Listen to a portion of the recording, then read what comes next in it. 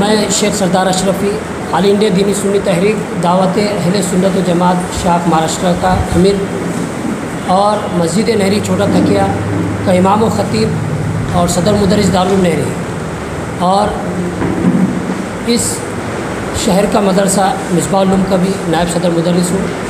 अल्हम्दुलिल्लाह ये जो हज़रत सैयद मोहम्मद अशरफ़ी अल जिलानी ये वो शख्सियत है जो हिंदुस्तान की मशहूर मारूफ बारगाह हज़रत सैयद मखदूम सिमनानी रज़ी अल्लाह अन्हु की औलाद से है। आप बहुत मुतारिक शख्सियत है। आप हुज़ूर सैयद मखदूम सिमनानी रज़ी अल्लाह अन्हु की औलाद से है और आपने ऑल इंडिया उलमा मशाइख बोर्ड के बानी भी हैं, नाज़िम भी हैं और इसके तहत आपने आलमी सूफ़ी कॉन्फ्रेंस जो दिल्ली शहर में मुनक़िद हुई थी, हज़रत ने वो मुनक़िद कराए थे और हज़रत के ये जो ऑल इंडिया उलमा मशाइख बोर्ड है ये हिंदुस्तान के अल्हम्दुलिल्लाह तकरीबन तमाम रियासतों में ये काम कर रही है और हज़रत यहाँ पर ऑल इंडिया दीनी सुन्नी तहरीक दावत अहले सुन्नत की दावत पर हुज़ूर आका अलैहिस्सलाम के मिलाद के मौके पर कि लोगों में मोहब्बत बांटना है, नफ़रत को मिटाना है, ये हुज़ूर आका अलैहिस्सलाम का पैगाम है। इसी को बताने के लिए, इसी की तशरीह के लिए हमारे शहर औरंगाबाद में आए। बड़ी खुशनसीबी की बात है, ये सादात है हुज़ूर आका अलैहिस्सलाम की औलाद से। मैं हज़रत से गुजारिश करूँगा कि हज़रत अपने ख़यालात कह सकें। सबसे पहले तो मैं आप तमाम लोगों का यहाँ आमद पर शुक्रिया तहे दिल से अदा करता हूँ कि आप यहाँ की तंज़ीम की दावत पर अपना कीमती वक्त निकाल कर हमारे सामने आए। ये देश जो हमारा प्यारा वतन है, हमारा मुल्क है, ये सूफ़ी संतों का देश है और इस देश में हमेशा से सूफ़ी संतों की विचारधारा को ही रिकॉग्निशन मिलता रहा है और आज भी हमारे देशवासी सूफ़ी संतों की विचारधारा पर अमल करते हुए अपनी ज़िंदगी गुजारते हैं। और सूफ़ी संतों की विचारधारा से हमें कल्चर मिला, आपसी भाईचारे को मजबूती करने का सलीक़ा मिला और एक तहज़ीब मिली जिसका नाम है गंगा जमनी तहज़ीब। अनेकता में एकता कैसे कायम की जाए, ये सूफ़ी संतों की विचारधारा ही ने हमारे अंदर ये सलीक़ा पैदा किया और इस विचारधारा से ही पूरे दुनिया के अंदर हम इसको लेकर जा रहे हैं कि नफ़रत किसी से नहीं, मोहब्बत सबके लिए। और इसका इंटरनेशनल प्लेटफॉर्म हमने बनाया 2016 के अंदर दिल्ली में वर्ल्ड सूफ़ी फोरम करके, जिसमें पूरी दुनिया के सूफ़ी संतों से जुड़े हुए लोग, इस विचारधारा के लोगों को इकट्ठा किया और 16 से लेकर जो ये कॉन्फ्रेंस स्टार्ट हुई 4 दिन की थी 20 तक। और उस वक्त हमने ये बात कही थी कि आतंकवाद को अगर कोई चीज़ ख़त्म कर सकती है तो वो है सूफ़ीवाद। और इसी पर ही दुनिया से तमाम सूफ़ी स्कॉलर्स आए और उन्होंने अपने अपने विचारों को रखा, जिसमें हमारे मुल्क के प्राइम मिनिस्टर ने भी शिरकत किया, श्री नरेंद्र मोदी जी ने भी, उन्होंने भी अपने इज़हार का ख्याल किया और पूरी दुनिया में एक पैगाम गया, नफ़रत किसी से नहीं, मोहब्बत सब के लिए। आज इस दौर में इस चीज़ की, सूफ़ी संतों की विचारधारा से जो निकली हुई तहज़ीब है, इसे मजबूत करने की ज़रूरत है। कहीं न कहीं हमारे देश की इस धरोहर को नुकसान पहुंचाने की कोशिश की जा रही है। तो हम सब की ये ज़िम्मेदारी बनती है कि हम इस धरोहर को सेव करें और जो कमज़ोर हुई है उसे फिर से मजबूत करके अपने देशवासियों को इसके साथ जोड़ें। इसी मुहिम के तहत मैं इस शहर औरंगाबाद में आया। चूँकि ये महीना प्रॉफिट मोहम्मद रसूलुल्लाह सल्लल्लाहु अलैहि वसल्लम का बर्थडे का महीना है, 12th ऑफ रबीउल, जो आई थिंक अक्टूबर के एतबार से 9 और 10th ऑफ अक्टूबर होगा। प्रॉफिट मोहम्मद रसूलुल्लाह सल्लल्लाहु अलैहि वसल्लम ने जो हमें पैगाम दिया, अनकंडीशनल लव, मोहब्बत करो पर कंडीशन मत लगाओ। और ये अनकंडीशनल लव की सिर्फ एक मिसाल दे देता हूँ कि प्रॉफिट मोहम्मद रसूलुल्लाह सल्लल्लाहु अलैहि वसल्लम ने ये कहा अपने तमाम फॉलोअर्स को कि अपने पड़ोसी का ख्याल रखो। ये एक बात कही उन्होंने, ये नहीं कहा कि पड़ोसी जो मुझ पर बिलीव करता है वो हो तो ख्याल रखना। उन्होंने सिर्फ पड़ोसी कहा है। हम जब इस जुमले पर गौर करते हैं तो आप देखेंगे कि पड़ोस क्या है। राइट, लेफ़्ट, आगे, पीछे, ये पड़ोस है। और हर पड़ोस का पड़ोस होता है। तो अगर इसे मिला दिया जाए तो मोहल्ला बन जाता है। महल्ले का पड़ोसी महल्ला तो शहर बन जाता है। शहर का पड़ोसी शहर ज़िला बन जाता है। ज़िले का पड़ोसी ज़िला स्टेट बन जाता है। स्टेट का पड़ोसी स्टेट कंट्री बन जाता है। और कंट्री का पड़ोसी कंट्री पूरी दुनिया बन जाती है।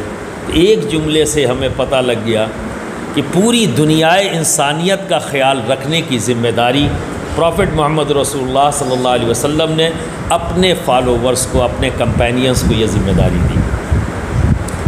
यहाँ कहीं पे भी आप ये नहीं देखेंगे बात मोहब्बत की हो रही है पर कोई कंडीशन नहीं है। तो प्रॉफिट मोहम्मद रसूलुल्लाह सल्लल्लाहु अलैहि वसल्लम का दुनिया को जो पैगाम है वह है अनकंडीशनल लव, टॉलरेंस, एक्सेप्टेंस और अनकंडीशनल लव। और आज मौजूदा दौर में जब जब आपसी भाईचारा कमज़ोर होगा, इसे मजबूत करने के लिए हमें इसी फार्मूले पर काम करना होगा। काम हम तब कर सकते हैं जब हम जस्टिस करें, क्योंकि अगर अमन चाहना है, किसी को भी ख्वाहिश है कि अमन हमें चाहिए, ज़बान से कहना अलग है, लेकिन अगर हम दिल से चाहते हैं कि अमन कायम हो, शांति कायम हो, तो इसके लिए ज़रूरी है जस्टिस का कायम होना। बिना जस्टिस के अमन कायम नहीं हो सकता। और जब तक अमन कायम नहीं होगा, शांति कायम नहीं होगी, तरक्की नहीं हो सकती। तो मैं अपने हर देशवासी से ये अपील करूँगा कि दुनिया ने तरक्की की है तो हमारा हक़ भी है तरक्की करने का। हमें भी दुनिया के पावरफुल कंट्रीज़ में अपना नाम लाने की ज़िम्मेदारी भी है और ख्वाहिश भी होनी चाहिए कि हम अपने मुल्क को मेहनत करके, तरक्की करके उस लाइन में खड़ा करें जहाँ पर आज सुपर पावर खड़ी हैं। हमें भी सुपर पावर की हैसियत से दुनिया के सामने खड़ा होना चाहिए। और ये मुमकिन तभी है जब शांति हो, अमन हो। और शांति और अमन तभी मुमकिन है जब जस्टिस हो। तो हमें जस्टिस का काम शुरू करना है अपने घर से। अपने घर में जस्टिस करेंगे, अगर हमने इसकी अपने अंदर आदत डाल ली तो अपने महल्ले में भी करेंगे तो महल्ला शांत होगा। अपने डिस्ट्रिक्ट में करेंगे तो डिस्ट्रिक्ट शांत होगा। स्टेट में करेंगे तो स्टेट शांत होगा। फिर वही चीज़ कंट्री की तरफ जाएगी, फिर वही चीज़ पूरी दुनिया की तरफ जाएगी। मॉर्निंग में मैं अजमेर शरीफ चला जाऊंगा और परसों वहाँ 3 तारीख को वहाँ पर भी प्रोग्राम है इसी सिलसिले के अंदर। वहाँ भी कॉन्फ्रेंस है, सूफ़ी कॉन्फ्रेंस अजमेर शरीफ में 3 तारीख को रहेगा और 4 की दोपहर में जाकर वो ख़त्म होगा और वहाँ से भी यही मैसेज दिया जाएगा। मोहतरम, मेरा सवाल ये है कि अभी आपने कहा कि हमारा देश सूफी संतों का शहर है और हमें इस माध्यम से आगे बढ़ना है, तो फिर ऐसा क्यों नहीं हो पाता? मैंने कई कॉन्फ्रेंस देखा हूँ जैसा आप जैसे जिम्मेदार आए थे कि आपके साथ संत भी आए, क्रिश्चियन के फादर्स भी आए, जैसा आप सूफीज़म का नारा लगाते हैं, जब बात करते हैं तो ये कंसेप्ट तस्वुर आ जाता है ताकि हमारे देश में एकता, भाईचारे का और ज़्यादा मुस्बत पैगाम है। ऐसा क्यों हो नहीं पाता? ऐसा आप अकेले आए, अगर वो भी आ जाते हैं तो कुछ बात और बन जाए। नहीं, देखिए यहाँ कोई हमने स्पेशली प्रोग्राम नहीं रखा है। अगर स्पेशली कोई प्रोग्राम, जैसे अभी नागपुर में हम पिछले 3 तारीख को थे तो अनाउंस करके कि सूफ़ी कॉन्फ्रेंस हो रहा है, तो वहाँ सूफ़ी भी हैं, संत भी हैं, क्रिश्चियनिटी को भी बिलोंग करने वाले उनके रिप्रेजेंटेटिव भी मौजूद हैं। तो जब इस तरह का प्रोग्राम होता है तो हम एक मंच पे सारे लोग होते हैं।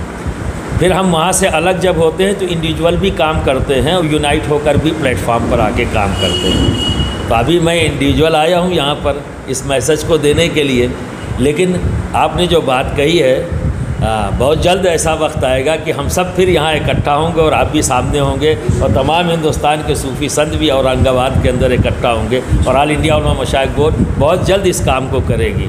आप ये मंज़र देखेंगे अपनी आँखों से। हमारे देश भर में जो मुसलमानों के हालात चल रहे हैं, मस्जिदों को लेकर हो गए या कुछ पार्टियों को लेकर, क्या कहेंगे, आपको क्या लगता है कैसा आपने भविष्य आगे कैसे कदम बढ़ाना चाहिए?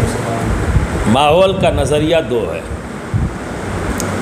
एक स्क्रीन पर जब देखते हैं तो माहौल कुछ और होता है और ग्राउंड पर देखते हैं तो माहौल कुछ और होता है। जो लोग फैसले स्क्रीन पर देखकर करते हैं उनका जहन कुछ और बोलता है, जो ग्राउंड पर खड़े होकर देखकर बोलते हैं उनका जहन कुछ और बोलता है। मेरा ताल्लुक़ ग्राउंड से है, उस स्क्रीन से नहीं जो ड्राइंग रूम में लगा है और जहाँ चंद लोग स्क्रिप्टेड बातें कर रहे हैं। तो मेरा जहन वहाँ से नहीं बनता, मेरा जहन मोहल्लों से बनता है, शहरों से बनता है। मैं अलग अलग जगहों पर जाता हूँ और सबसे मिलता हूँ, तो मुझे ऐसा नहीं नज़र आता जो स्क्रीन पर नज़र दिखलाया जा रहा है या हमें महसूस कराने की कोशिश की जा रही है। 126 करोड़ की आबादी रखने वाला मुल्क है, अगर कहीं थोड़ा से बर्तन खनकते हैं तो इतनी टॉलरेंस तो हमारे पास है कि हम बैठकर उस मसले को हल करने की कोशिश करते रहे हैं और करते रहेंगे और हम एक ना एक दिन इसमें हम सक्सेस होंगे और हम काम कर लेंगे। वो लोग नाकाम होंगे जो हमसे हमारी इस धरोहर को हमसे छीनना चाहते हैं। अभी जो आपने बात की अपने देश में अमन और शांति की, तो आपने घर से ही जस्टिस की शुरुआत करना है, उसके बारे में? यस, मैंने बोला ना कि हम जब अपने घर से ही जस्टिस कायम करेंगे, जस्टिस के लिए ज़रूरी है कि हर आदमी का हर रिश्ते पर हक़ मौजूद है, ड्यूटीज़ हैं। अगर हम अपनी ड्यूटीज़ को ईमानदारी से, आप पत्रकार हैं, आपकी ड्यूटी आपको पता है, पत्रकारिता की एक एथिक्स है, अगर आप उस एथिक्स के मुताबिक ईमानदारी से काम कर रहे हैं तो आपने जस्टिस कायम कर दिया। अगर आपने अपनी एथिक्स को हटा दिया, आपने अनजस्टिस किया। और जैसे ही आप जस्टिस से बाहर जाएंगे तो मुमकिन है कि अशांति फैल जाए। जो अभी मैंने आपको इशारों में कहा ना कि मैं ड्राइंग रूम में लगी हुई स्क्रीन को देखकर फ़ैसला नहीं कर रहा हूँ। अगर ड्राइंग रूम में लगी हुई स्क्रीन की तरफ देखकर बोलूँगा तो शायद ज़बान बदल जाए, लेकिन मैं ग्राउंड पर खड़ा होकर देखकर बोल रहा हूँ तो मेरी सोच, मेरी फ़िक्र और मेरा तजुर्बा बिल्कुल डिफरेंट है ड्राइंग रूम से। आप जस्टिस की बात कर रहे हैं, 8 साल में एक समाज को ऐसा लगता है हिंदुस्तान में कि दोनों समाज कभी अब एक नहीं हो सकते। उनमें जो डर की भावना है, इसको आप कैसा महसूस करते हैं? कैसी एक एकता है? महसूस करना अलग बात है, हकीकत का होना अलग बात है। कभी ये लगता है जब विदाउट एफर्ट्स हम जब कोई डिसीज़न लेते हैं तो हमको लगता है कि नामुमकिन है, लेकिन जब उसी पर एफर्ट्स शुरू होता है तो वही नामुमकिन मुमकिन बन जाता है। अभी IPF पर सेंट्रल गवर्नमेंट ने बंदी लगा, उसके खिलाफ कुछ संगठन कोर्ट में भी गए। किस पर?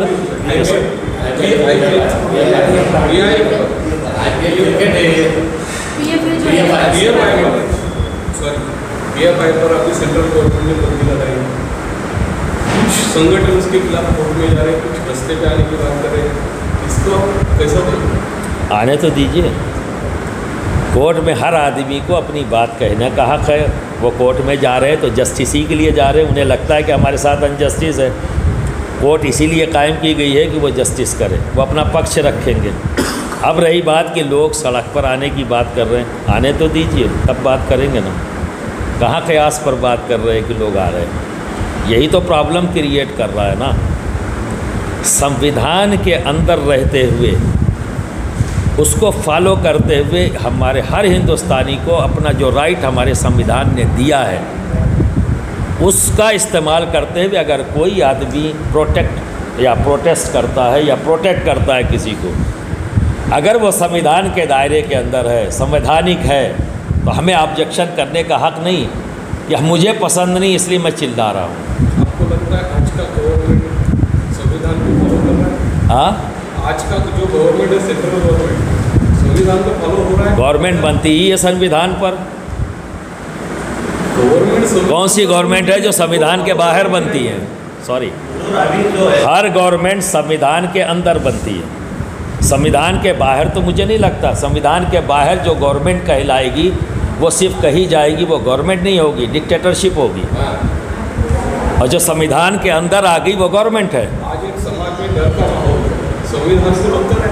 हाँ, आज एक समाज में डर का माहौल है, ये संविधान को रोक कर है। संविधान में ऐसा तो कहीं नहीं लिखा है। संविधान में नहीं लिखा है ना, यही तो बात, आप खुद मेरी बात आप कर रहे हो। संविधान में नहीं है, संविधान में नहीं है। तो जिसे डर महसूस हो रहा है, तो संविधान ने जिस ताकत को खड़ा किया है इसी काम के लिए कि डेवलपमेंट करे और अपने देश के जो संविधान के अंतर्गत रहते हुए कानून को फॉलो करते हुए लोग रह रहे हैं, उनके अंदर अगर डर की भावना है तो उस पावर को, उस डर की भावना से को निकालना पड़ेगा। ये उनकी रिस्पॉन्सिबिलिटी में है, ये मेरी रिस्पॉन्सिबिलिटी नहीं है, ये गवर्नमेंट की रिस्पॉन्सिबिलिटी है। वो पूछे कि आखिर क्यों है, डर की भावना क्यों है।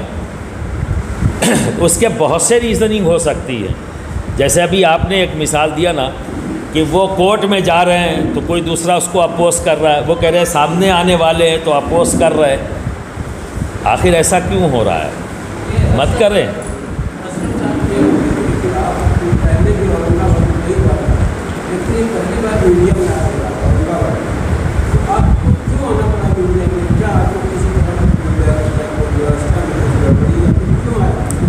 ज़रूरत ईजाद की माँ है।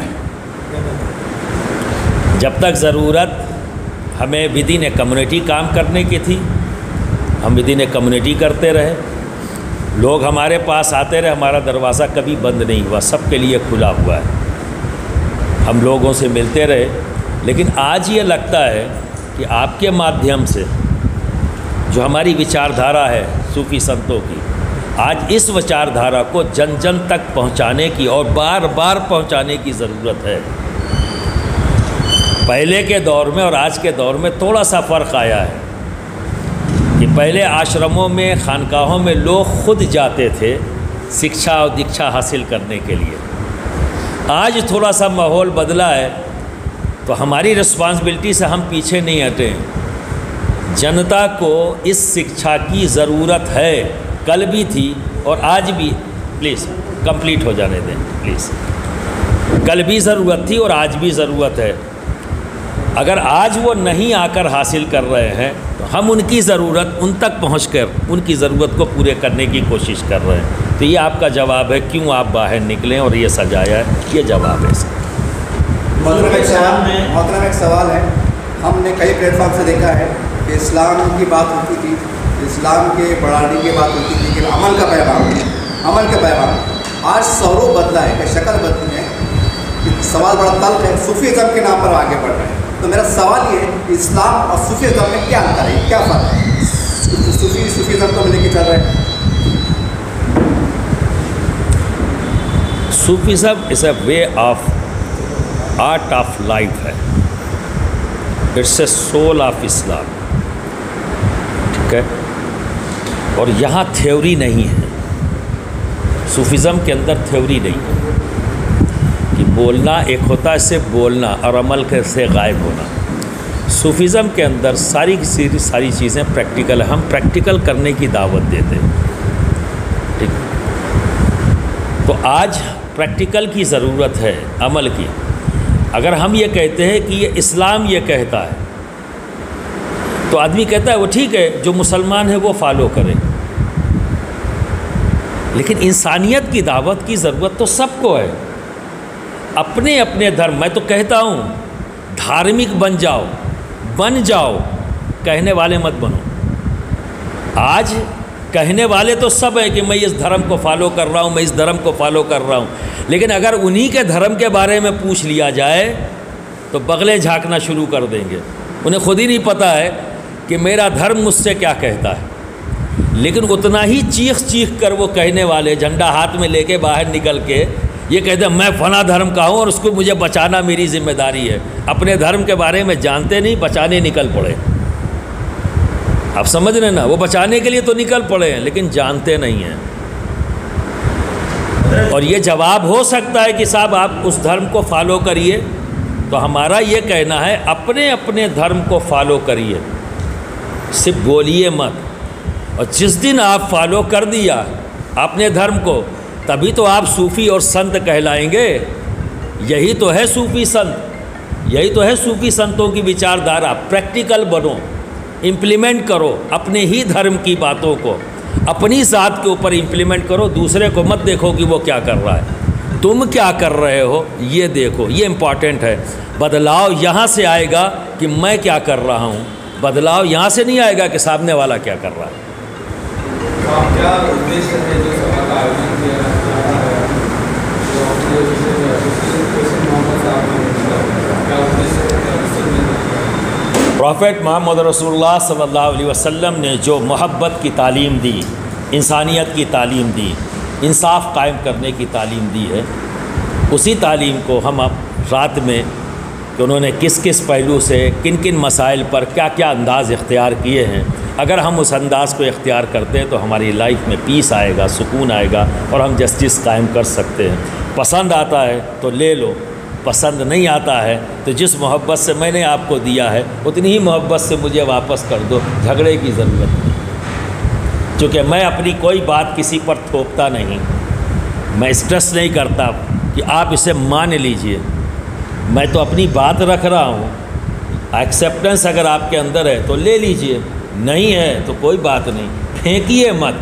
जितनी मोहब्बत से मैंने आपको दिया है उतनी ही मोहब्बत से मुझे वापस कर ले दिए। मैं इस साथ फ़िक्र और इस नीयत के साथ बैठा हूँ, मुझे बुरा नहीं लगेगा।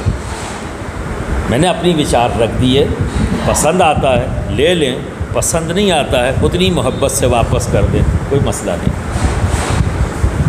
हाल ही में 2-3 महीने पहले से कुछ सिलसिला चढ़ा हुजूर के शान में गुस्ताखी। ये जो गुस्ताखी रसूल जो है इनको लगाम लगाने के लिए या गैर मुस्लिम के पास अपना अच्छा पैगाम जाने के लिए आपको इस्लाम मौजूद कर रहे हैं पूरी तरह। बिल्कुल दो तरह से हम चल रहे हैं। हुकूमत को अपनी ज़िम्मेदारी का एहसास करा रहे हैं कि किसी भी आस्था को, किसी की भी आस्था को, किसी को भी ठेस पहुंचाने की इजाज़त नहीं है, ना हमारा संविधान देता है और ना ही हमारी गंगा जमनी तहज़ीब इस बात की इजाज़त हमें देती है, ना हमारे ये भाईचारे की जो बाउंडिंग है इसकी इजाज़त देती है।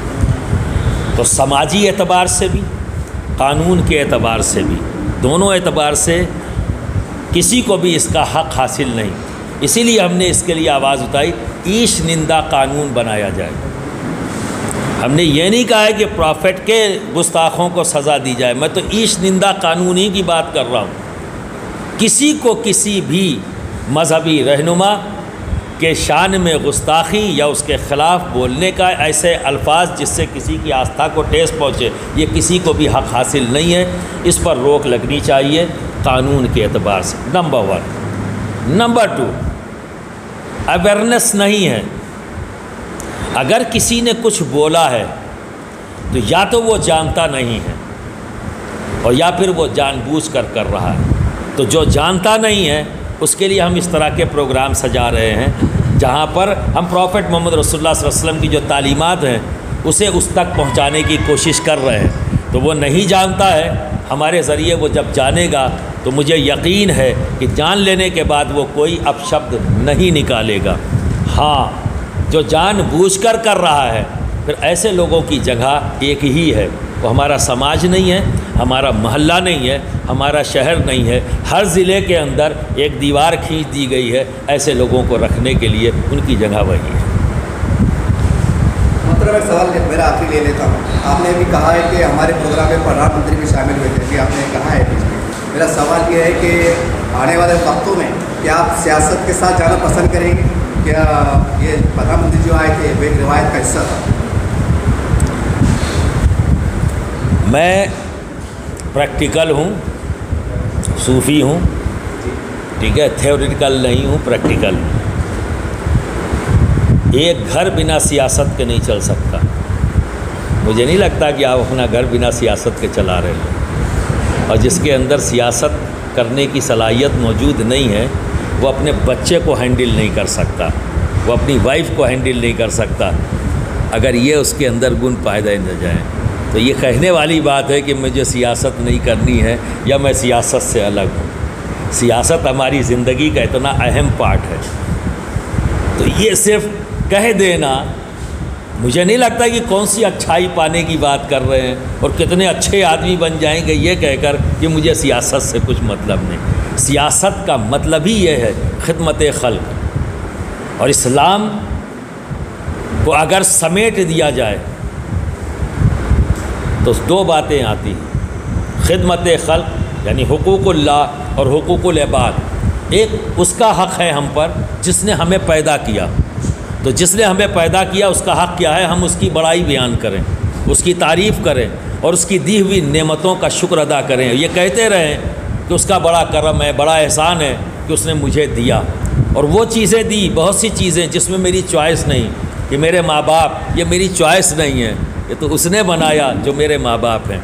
तो बहुत सी चीज़ें जिसमें मेरी चॉइस नहीं थी उसने मुझको दिया। मेरी चॉइस नहीं थी कि मैं जैसा हूँ, उसी ने बनाया है। तो उसकी दी हुई चीज़ों पर उसका शुक्र अदा करना, उसकी बड़ाई बयान करना, उसका नाम लेना, इसी का नाम है बंदगी। और फिर दूसरा पार्ट है हुकूकुल इबाद, उसके बंदों का हक़, उसके बंदों का हक़ वो भी हम पर है, उसे पूरा करना। तो अब आप अंदाज़, सियासत है क्या? सियासत का लफ्ज़ी माना है खिदमत खल्क, बंदों की खिदमत, ये है सियासत का माना। तो अगर आपने इसी से अपने आप को अलग कर लिया तो आपके पास बचा क्या है? आपके पास सिर्फ एक आँख है, और एक आँख का मतलब ऐबदार है। दोनों आँख होनी चाहिए, यानी आप अपने पैदा करने वाले के नमन करते रहें, उसकी बंदगी करते रहें, उसकी पूजा करते रहें एक तरफ। ये आपकी रिस्पॉन्सिबिलिटी है चूँकि उसने सब कुछ आपको दिया है। और दूसरी तरफ उसने जो जिम्मेदारी दी है अपने बंदों की, उनकी खिदमत करें। तब आप दोनों आँखों वाले अखियारे हैं, तभी आप कंप्लीट हैं। और अगर इसी को फैला दें, इन दो चीज़ों को, तो दुनिया के सारे अच्छे अमल, सारे पुण्य इसी के अंदर हैं, सारे सवाब इसी के अंदर है भाई, अच्छे काम इसी के अंदर हैं। अगर इसे आप फैला दें, समेट दें, तो दो चीज़ें हो जाएंगी, उसका ज़िक्र और उसके बंदों की खिदमत, यानी सियासत। इबादत और सियासत ये तो हमारी ज़िंदगी की ऐसी चीज़ है जिससे चोली दामन का साथ है। मैं उस सियासत की बात नहीं करता जहाँ करप्शन है, मैं उस सियासत की बात नहीं करता जहाँ जुल्म है, मैं उस सियासत की बात नहीं करता जहाँ दूसरे के हक़ को छीनने की बात की जाए। वो सियासत नहीं है, वो जुल्म है। ज़बरदस्ती में उसका नाम सियासत रखा गया है। आइए अच्छे लोग निकल के आइए, और ये जो सियासत का नाम बदल दिया गया है, सियासत को सियासत के फॉर्म में ले आएँ, उसके ओरिजिनल फॉर्म में ले आएँ, तो दुनिया में अमन होगा और शांति। यानी इसका मतलब ये मतलब कि आने वाले 2024 के लोकसभा में बीजेपी से सियासी गुफ्तगू हो सकती है, जैसा आप समझा रहे हैं। मीडिया की बड़ी मुसीबत ये है, हर चीज़ को एक अलग एंगल से देखना। अरे मेरे भाई, मैं क्या कह रहा हूँ, आप सवाल मेरा ही। बिल्कुल बिल्कुल आप सवाल करें।